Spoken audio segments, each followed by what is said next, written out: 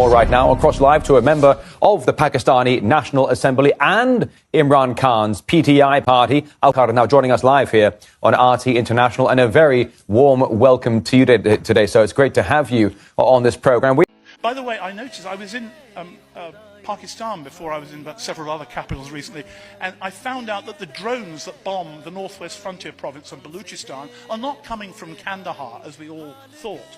They're coming from a Pakistani airbase 50 miles south of Rawalpindi. The drones bombing Pakistan are coming from Pakistan.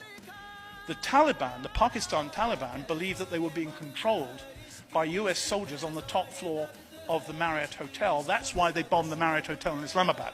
They weren't controlling the drones from there, but that's what they thought. But again, this doesn't come out. Why? The question we don't ask. You know, over and over again, I ask myself why we don't ask these very simple questions. We want to give democracy.